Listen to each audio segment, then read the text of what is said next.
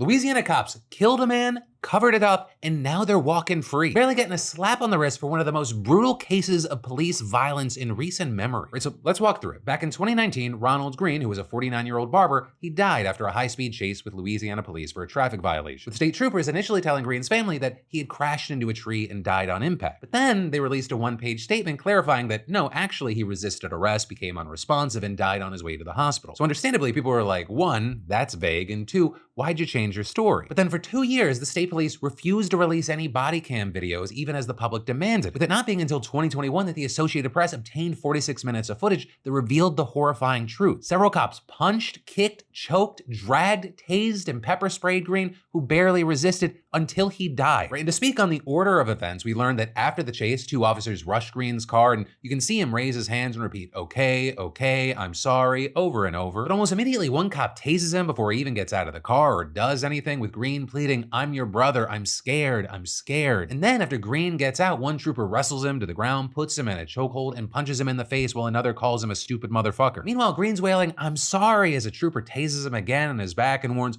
look, you're gonna get it again if you don't put your fucking hands behind your back. And eventually they have him face down with his hands cuffed behind his back and his feet shackled together, which is then how he would remain for more than 9 minutes, struggling to breathe as a heavyset man. Which is why at one point you see him trying to prop himself up on his side. Then Trooper Cory grabs the chain connecting his shackles and drags him backward, all the while yelling, all right, sir. Don't you turn over. All right. Don't you turn over. You lay on your belly.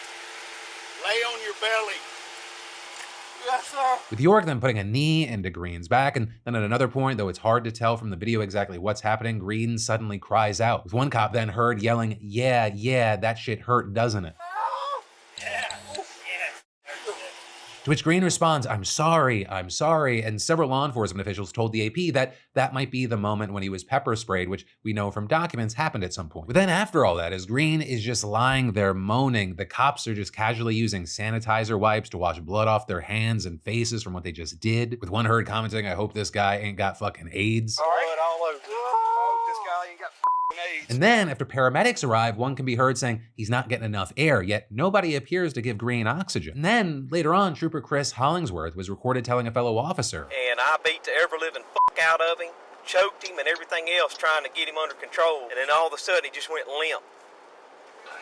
Yeah, I thought he was dead. With the other officer then notably asking in response, you all got that on body cam? At which point, how crazy, Hollingsworth turns off his camera. Now also with this, the autopsy report, which wasn't made public for 2 years, listed Greene's cause of death as, quote, cocaine-induced agitated delirium complicated by motor vehicle collision, physical struggle, inflicted head injury, and restraint. Which, ding, ding, ding, if you remember our segment in Deep Dive on the bogus excited delirium diagnosis and its spin-offs, that should be ringing alarm bells. Which if you haven't seen, I'll link to it here now. I'll also include it in the outro card. But then going back to the specifics of this, notably, that report declined to state whether the car crash or the police brutality caused the most serious injuries, leaving the blame for his death ambiguous. All the while, the cops were busy covering up their handiwork, with the highest ranking officer of the 6 at the scene telling investigators that day that he had no body camera footage of the incident. A blatant lie, with him also adding the bogus claim that the trooper sat Greene up and immediately held his head up so he could get a clear airway. But of course, the video shows his men doing the exact fucking opposite, with them literally saying they didn't want to sit Greene up because they were afraid he'd spit blood on them. And then even when they did finally sit him up, Greene was already unresponsive with his head slumped down to his chest, and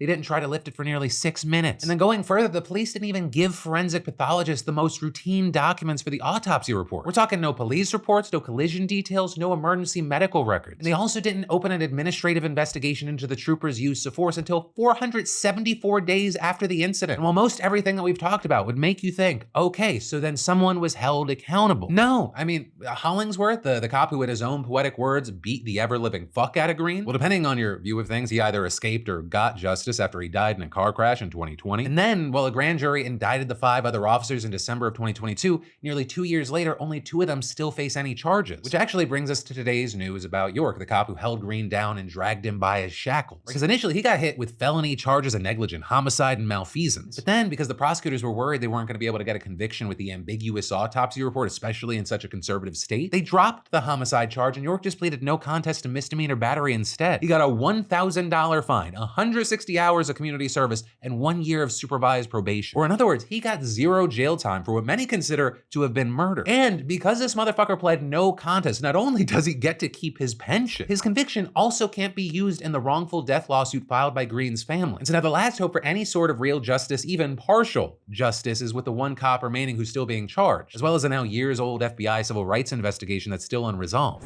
Hey, thanks for watching, and I hope you enjoyed this clip from the full Philip DeFranco show. And also, a big thanks to Squarespace for sponsoring our Clips channel. Turn your passion into profit over at squarespace.com/filler. Use the QR code. Because whether you're launching a business or a lucrative side hustle, your website is your digital business card. It's the only space where you control the story, no algorithms or distractions. And with Squarespace, it's so easy because they got a ton of stunning professional templates with drag and drop editing that makes site design incredibly simple. No coding required. So get started for free at squarespace.com/Phil or scan the QR code on screen and use code Phil for 10% off when ready to launch. Squarespace.com/Phil.